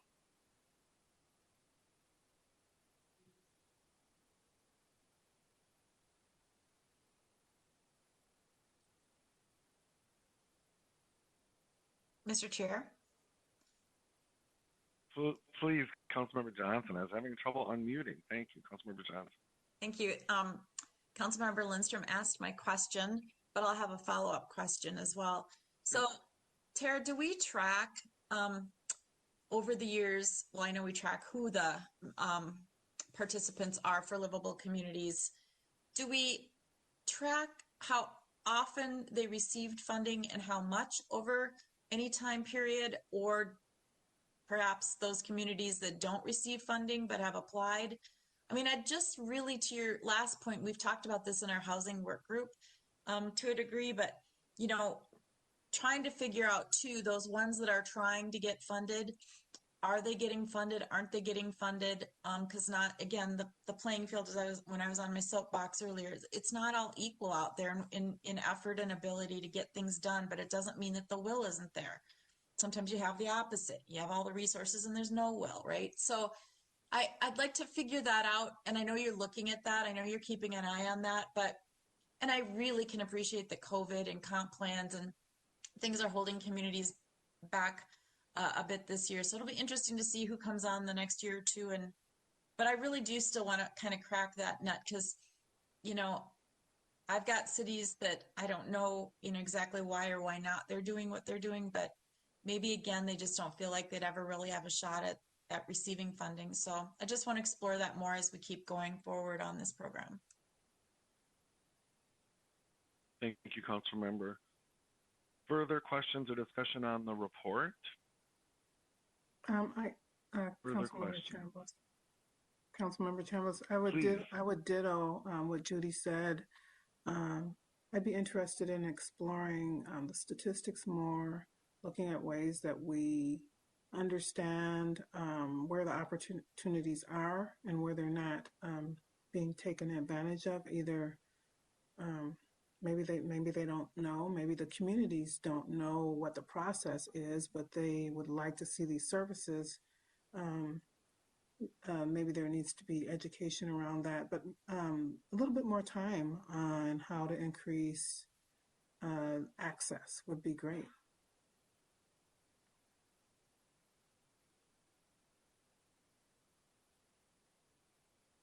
Thank you, Councilmember.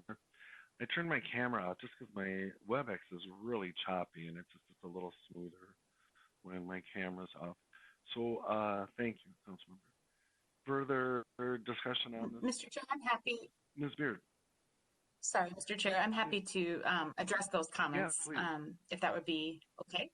I just want to express how much I appreciate and share those sentiments. I'm super excited to have put an offer, and I'm awaiting the background check to be completed for a new planner on Lca, whose main focus will be helping us measure and kind of corral some pretty unwieldy data. I have done some analysis of these issues kind of in more specific ways for particular conversations here and there, but kind of having a better annual report card and accessible data are things that are on my agenda, and I'm really excited to have a staff person who can help, because right now we have a lot of great data that we aren't using to tell very many stories. So I just wanted to acknowledge those comments and share my intention to do that. Great. Thank you, Ms. Beard. We're all looking forward to the fruits of that work. Any further discussion, questions on the report? Otherwise, Ms. Beard has proposed the action as printed on the staff report linked to this item on the agenda, that we approve the life cycle housing goals for 2021 to 2030. And is there a motion to approve? Chambliss makes a motion to approve. Thank you. Is there Wolf a second? seconds. All right. Thanks, Councilmember Wolf. Any discussion on the motion? Discussion on the motion. Seeing none, Michelle, please call the roll. Yes, Chair Lilligren. Chambliss? Aye. Johnson? Aye. Lee? Aye. Lilligren? Aye. Lindstrom? Aye. Vento? Aye. Wolf? Aye. Thank you. Thanks, Michelle. That item is adopted, and we will move on to our information item, which was carried over from last year. Director Barajas was kind enough to give us a bit of a reprieve after our 3-hour marathon meeting at the end of last year. And so now we're bringing this item forward at the first meeting in 2021. So it is the 2021 work planning for housing strategies, and that will be presented by Director Barajas. Welcome. Thank you, Mr. Chair. Thank you, council members. And I certainly empathize with you and really appreciate all of your time and efforts in our last several meetings of 2020 as we were trying to help communities get their plans authorized and put a lot of stuff on your agendas to get that moved through. So I really appreciate your time, but I'm happy to be in front of you today to talk about our work planning for 2021, and we'll have a couple of discussions today. So just for the record, I'm Lisa Barajas, the Community Development Director, and Greg, if we could move to the next slide, that would be great. So today I'm just going to give a really brief refresh on the housing goal that's part of your strategic plan, an update on the strategies that are part of that plan so far, and then hopefully have a short discussion with you on prioritizing those specific strategies within the strategic plan. Next slide, please. So today, really just looking for your feedback on those housing strategies. Later this month, we'll have some further discussion of the committee work plan, and you've given us already some ideas about things that you're interested in hearing about, updates as you were discussing with Terry Smith's presentation on some of those wraparound services and how they're working, and some other items as well that we hear from you in other work and in some of your council discussions. But as part of our overall division work planning process, we generally start with the things that are required by us, required by federal or state statutes for us to do within our division.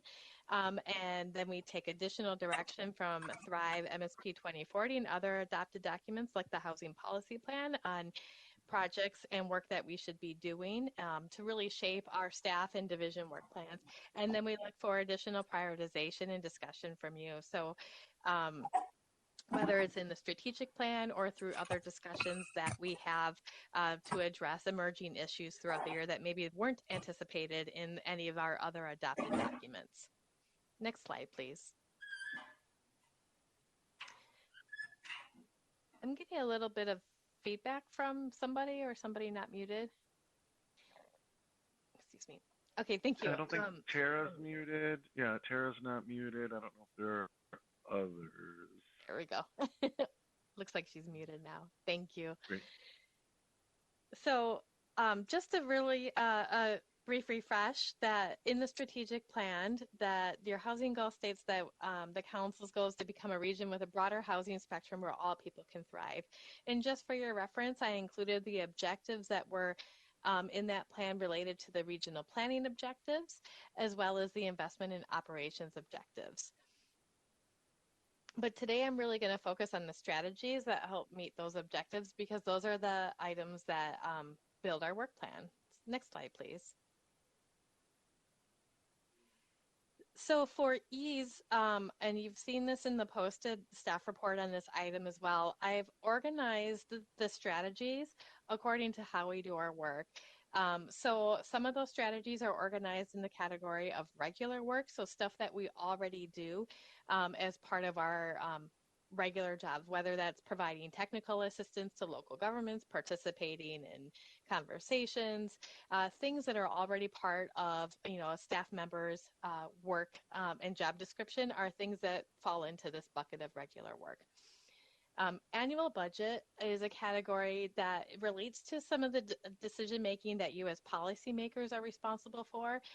So increasing the amount of funding within the Lhia account, for example, would be an item that would fall under an annual budget decision. So not necessarily something that's part of staff work plans or committee work plans, but part of your regular decision making processes. And then finally, the special projects and initiatives are exactly what as they're listed. They're things that we aren't already doing or things that require us to shift some direction or to start something that we haven't done before, to do some exploration. or to do some additional investigation or to start something new altogether. So today we're going to be focusing on those items. But I will go through each of these in the coming slides. Next slide, please. So just this report also serves as a bit of an update of the work we've done so far related to those strategies. I did give an update at a council meeting or a committee of the whole. Now I don't even remember, COVID time blurs all the time together, but I believe when there wasn't snow on the ground, so sometime in late summer or early fall, when we revisited all of the strategies within your strategic plan and gave very high level updates across all four of those goals. But today a little bit more detail just on a report out of what we've accomplished so far. So on these strategies, on the annual budget strategies, you just took recommended action on the first one. We moved those $1 million into our LHIA account, and as you saw, many of those projects are serving those populations, supportive housing for families experiencing homelessness or about to experience homelessness with supportive services wrapped around them as well. And in addition, that increase in LHIA funding was part of your budget decision in 2020, and certainly awards related there as well. Next slide, please. On regular work strategies, you can see on here we have a number of strategies related to technical assistance, participating and convening in workshops, maintaining and improving our data infrastructure related to housing. All of those items are ongoing items of pieces that our staff continue to do and continue to work on. Obviously, workshops were a bit of a tough item in 2019. Most of our workshops are really focused on livable communities programs in 2019, but going forward, I'm sure there will be additional items that our staff will be working toward providing supports to local governments that support them in moving forward a number of different local strategies to promote affordable housing within their communities. The top item related to a more nuanced analysis and council actions that is more context appropriate within communities and neighborhoods is something that is continues to be ongoing discussion among staff and really related to the work that our research team has brought to you around rethinking areas of concentrated poverty and how we do that work. So this is underway and continues to be embedded in our work, and we'll be daylighting more of that in the coming year as we're doing that work. Next slide, please. Sorry, I'm doing two screens here so I get my notes caught up. So on special projects and initiatives, we had these items listed. We had actually a number of special projects and initiatives, and I wanted to start with the one that was complete, was the review of our Livable Communities programs to ensure alignment with the key objectives. And as Tara and her team have frequently referenced throughout the year of exploration was really this initiative and was a very large undertaking. And while it was a lot of work and we're listing it as complete, it really is Livable Communities programs, as you all are aware. We continually are reviewing and refining and ensuring that we're having the impact that we're intending to have within that. I think this was the kind of the big effort year, but suffice it to say that we're not maybe done, but have done a huge amount of work this year, and then we'll be working to fine-tune and adjust over the coming years. Underway are these other 4 initiatives that we continue to look at, and we'll be reporting to you particularly on items like the housing choice vouchers. Number 2, this research project around residential preferences. And as you have heard us, or as Terry Smith has presented to you on other funding opportunities through HUD and other partners to assist with rent assistance, assist households with rent assistance, and other sorts of programs like the Homework Starts with Home program.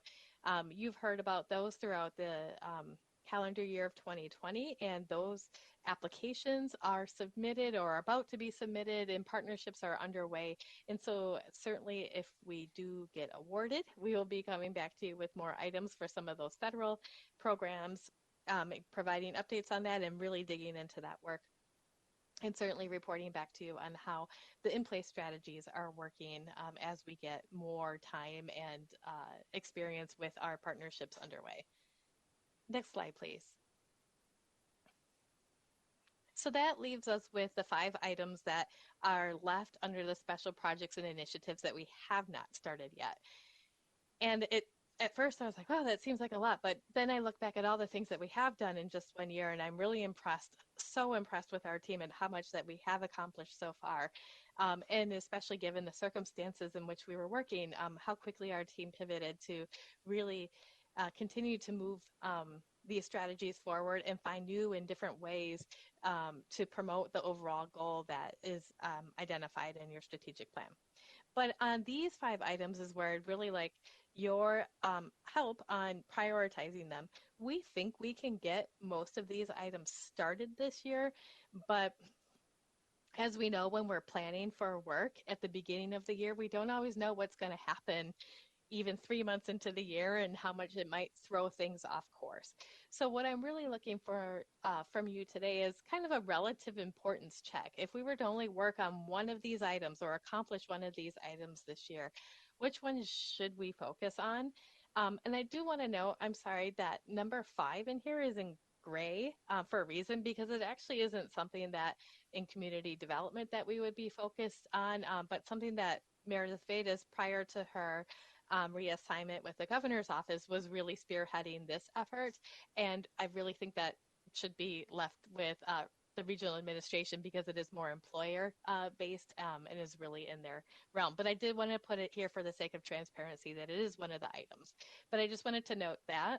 But out of the first 4 items, I really would appreciate your input, feedback on which items, if we could only do one this year, which item we should focus on.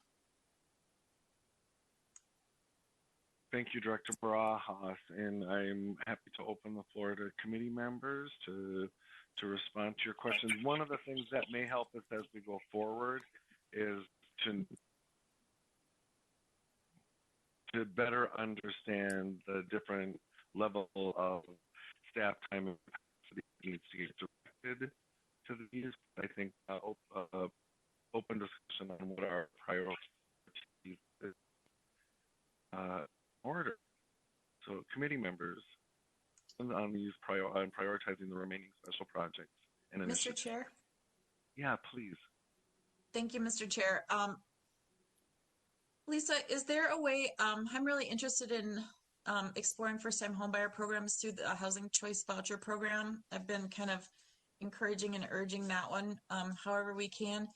Is there a way, though, where we can focus it on closing the horrific gap that we have between white households that own property and BIPOC households?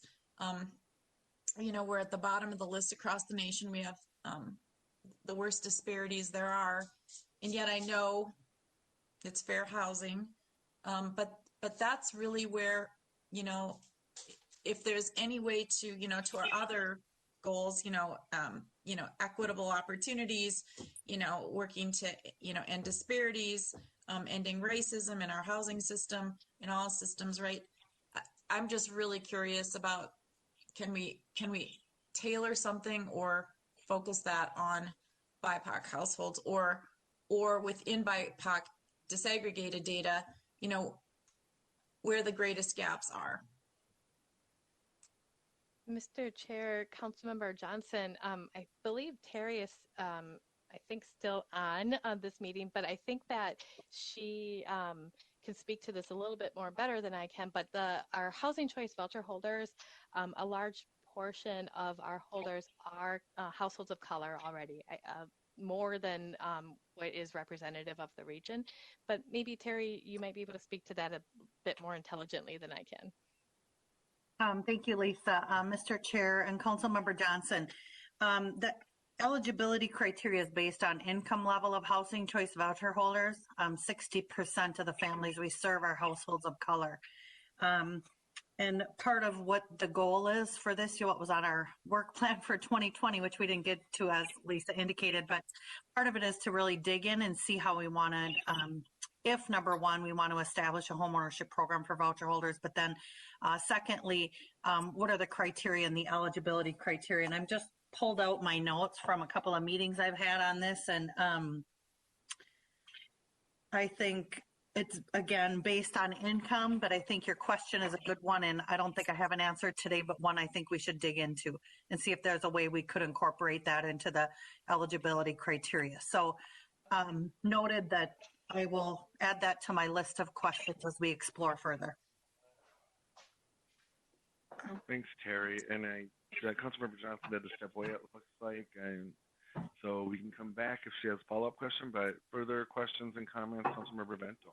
Yes, thank you, Mr. Chair. I could make a strong argument for all four of these, and maybe even five, being important initiatives for us in 2021. But as I look at them, I lean toward number 2 and number 4, because I think that they have the potential to lay the groundwork for us to more effectively move toward number 1 and number 3. I think if we explore a housing choice indicator tool that really helps identify the needs in specific communities in the region, it will help us kind of leverage the whole conversation. And as well, I think number 4 is kind of a, gee, what have we got available? And where is it available? And to the extent that it fits in with what we learn with the indicator tool, can we work with those communities where that council-owned land is located and move forward? So I kind of tend to lead toward number 2 and number 4, because I think that, as I said, kind of creates a ramp for number 1 and number 3. Chair Lilligren. Please, Councilmember Chambliss. Okay, thank you. I agree with Councilmember Vento's suggestions of prioritizing number 2 and number 4. I think 1 and 3 can also be done, but I think the work that we need to do is so expansive. These priorities are really critical to have us focus on making a dent in our policy and reducing housing disparities. I also, the other thing, I wanted to mention about the disaggregated data, which is very important to number 2's goals. The research team is working on disaggregating that data. A council member, Atlas Ingrid Britson, and I have been, and other council members have been asking for that. And she and I have been working with the team to understand how that data is disaggregated. And I'm hoping that can help inform not only our staff and council members, but organizations in the region. So I'm really excited about the impact that having disaggregated data is going to have in terms of identifying where our disparities are and how we might address them, and not just in terms of representativeness, but in terms of income, in terms of homeownership, in terms of education, and some of those other factors that are going to be critical for us as policymakers.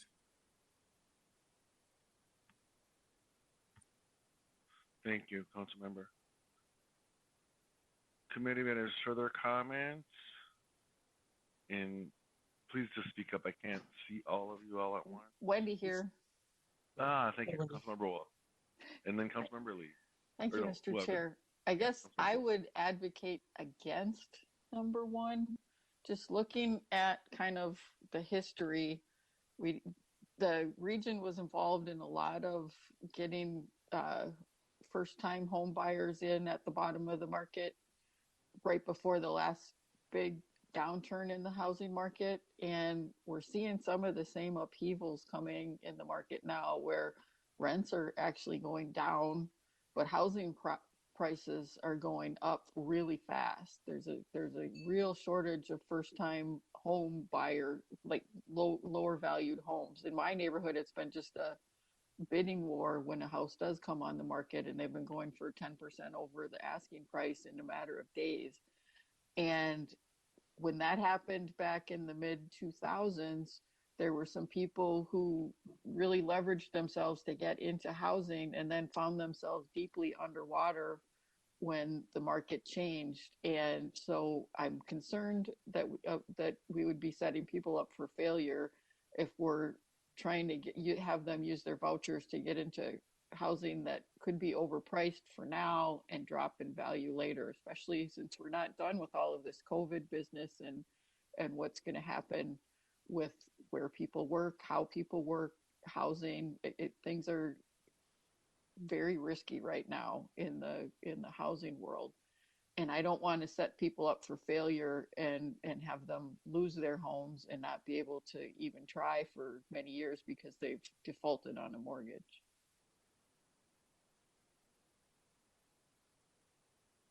Thank you, Council Member. And then, was it Council Member Lindstrom? I thought somebody was requesting the floor. Was it you, Council Member Lee? Yeah, it was me. Thanks, Chair. Okay, and then Council Member Lindstrom. Thank you. Thanks, Chair. I agree with Councilmember Vento.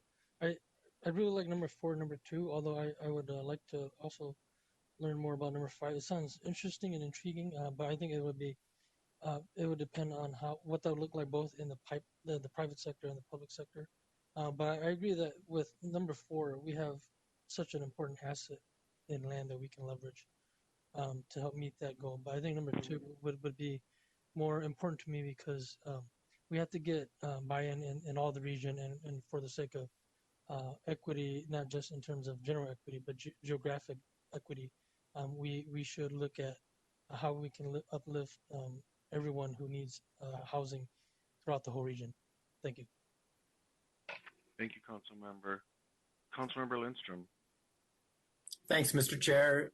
Question for Lisa. I was reviewing our strategic plan earlier today, and one of the things that stood out is the development of a toolkit for local governments, specifically around unsheltered homelessness.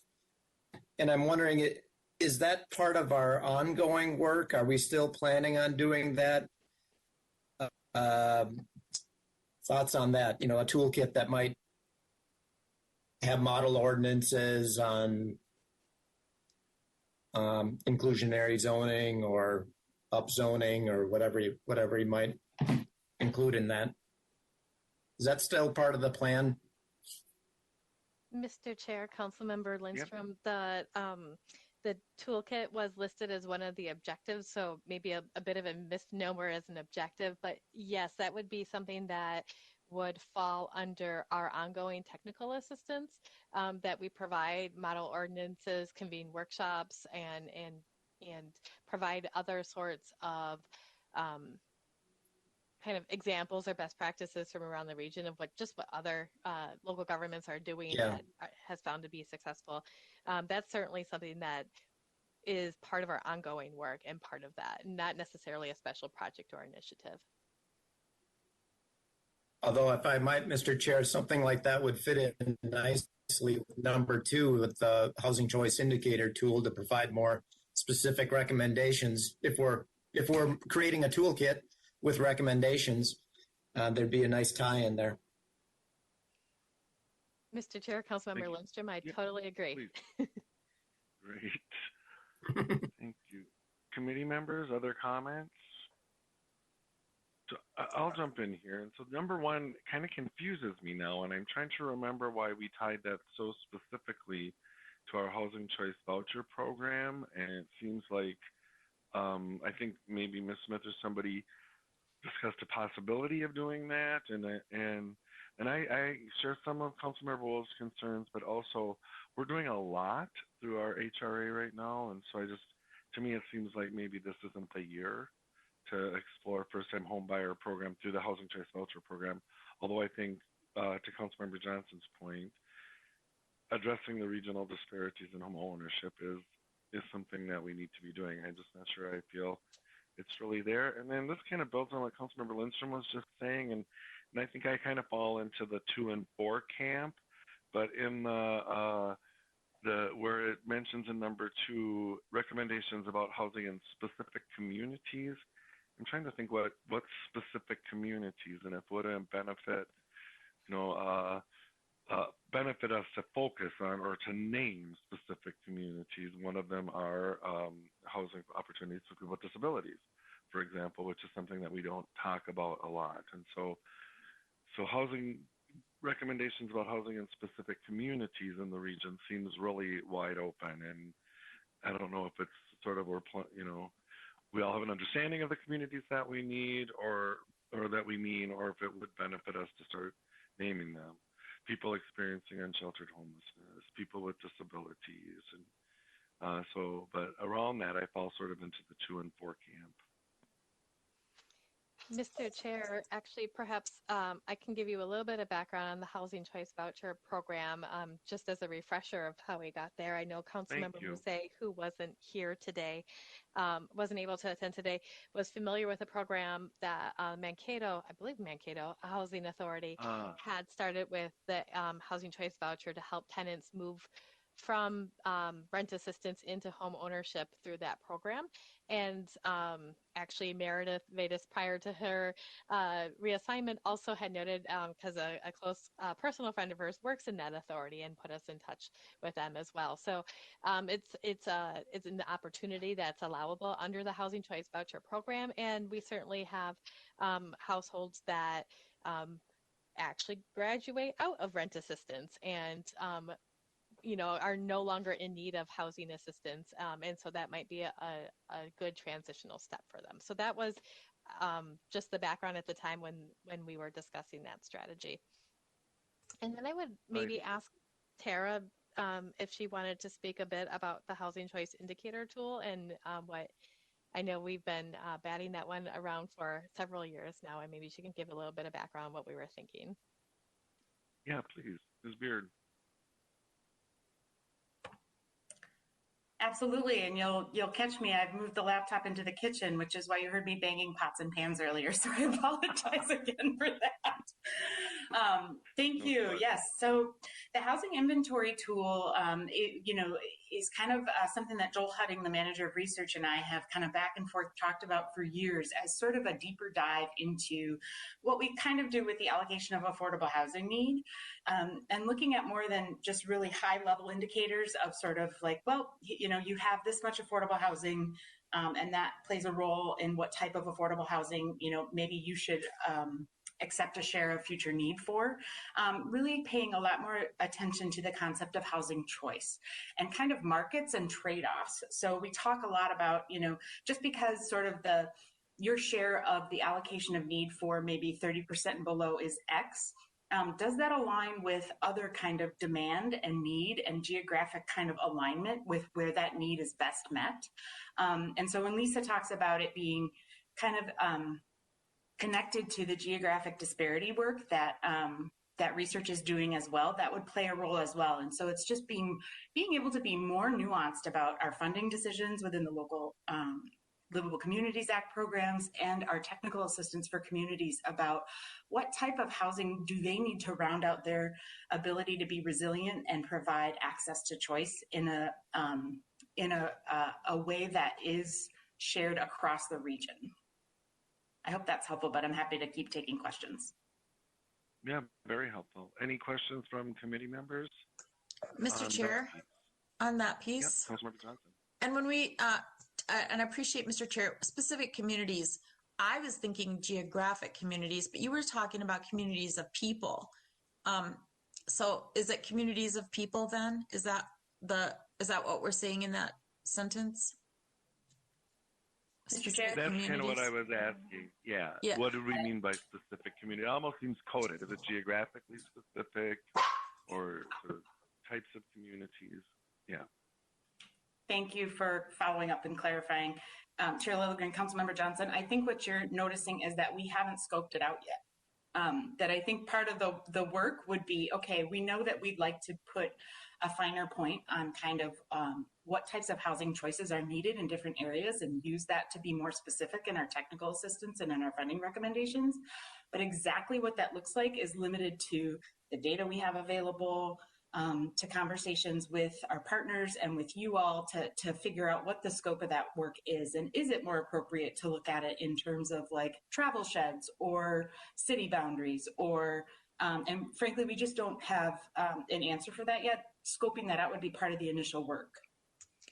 Thank you, Mr. Chair, and thank you, Tara. That really helps me a lot because I'm thinking housing choice vouchers. I'm thinking special communities or specific communities. So that really clarifies it greatly for me.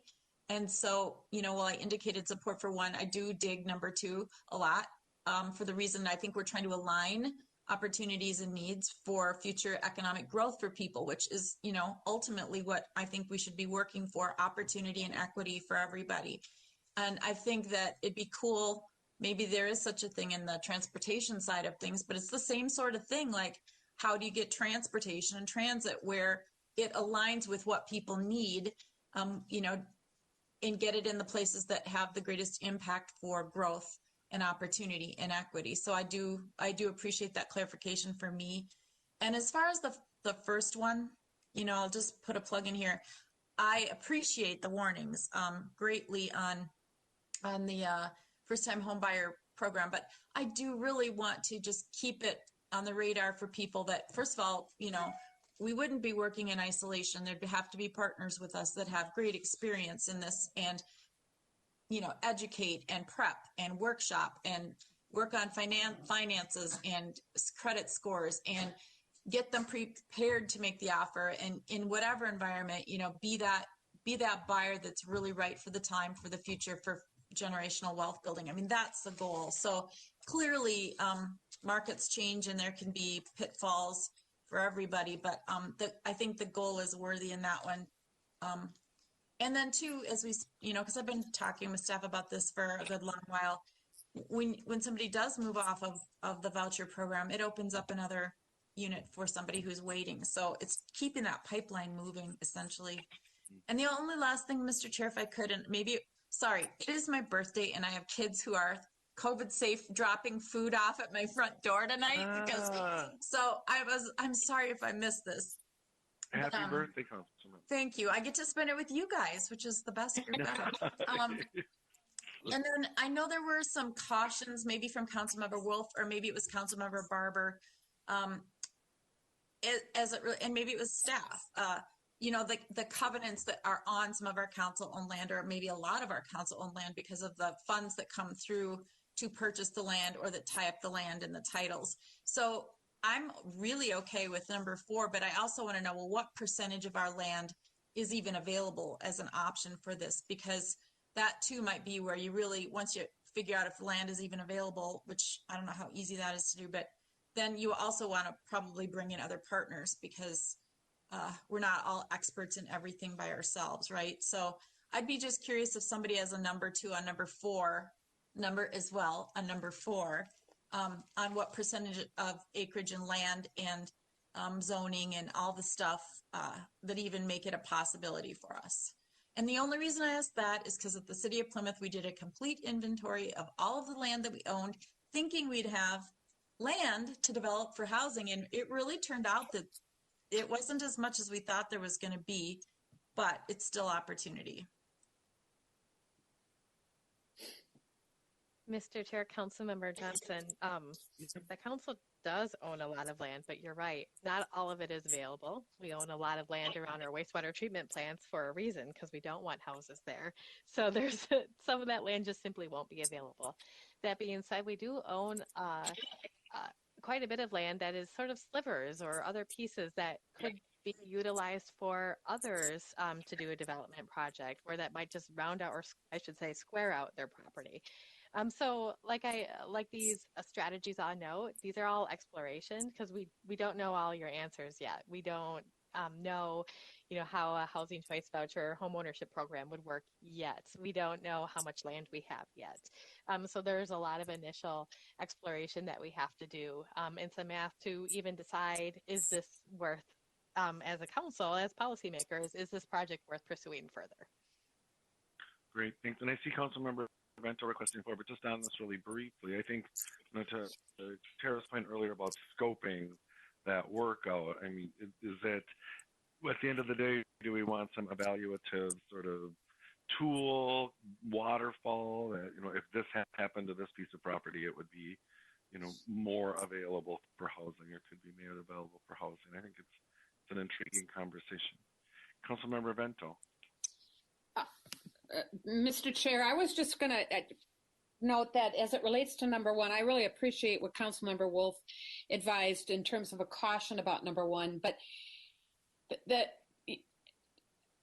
to the extent that we can explore it and think through strategies and partnerships, it seems like it still wouldn't hurt. Time is of the essence, and we may find that there are things that we can do now to prepare for the possibility of a program like this down the road. And I'm thinking particularly of some conversations with the Twin Cities Habitat for Humanity and the Realtors Association and various groups that might be able to advise us and with whom we might be able to partner on this. So just a thought as to not completely taking it off the radar, but following the caution that Councilmember Wolf notes. Thank you, Councilmember. Further discussion on this? Director Barajas, are you kind of getting what you need out of this conversation? Absolutely. This has been really helpful, Mr. Chair.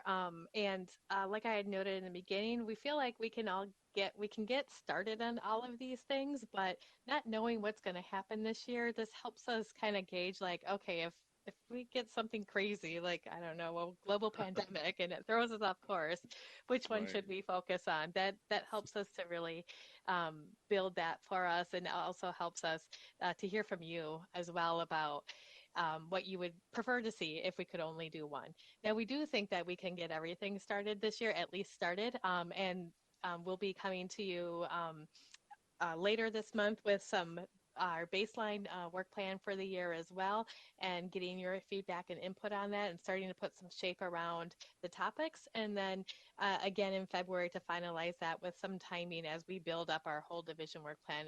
There's a lot of interdependencies in all of our work teams as well, and other things that we're required to do that get in the way of us doing the things we want to do, as is life. But those are things that you'll be seeing from us in the coming weeks here as we shape up our 2021 work plan. So thank you so much for your input. I really appreciate it. Thanks, Lisa, to you and your team. This was a really useful conversation for us as well. And I should have noted, Councilmember Atlas Ingerbitson texted me early in this meeting. She had a family situation and was unable to join us sort of last minute. Any other items from committee members? Anything? Yeah, Councilmember Vento. Councilmember Vento thinks that we should conclude with a song for Councilmember Johnson. Just, I don't know. All right, people, unmute. I got to make sure people. Oh, are you serious? Are you going to lead us, Councilmember Vento? Sure. Happy birthday to you. Happy birthday to you. Happy birthday, dear Councilmember Johnson. Happy birthday to you. Oh, my goodness. Aww. That was really special. Thank You guys, I'm not gonna lie. That meant a lot. I have been like so cooped up. It's just, I appreciate that. So you all sound like a choir of angels. Thank you. Happy Great birthday. suggesting, Councilmember Vento. Happy birthday, Jim. All right. Seeing no further business before this committee, we're adjourned. Thank you. Stay Have a good week. Happy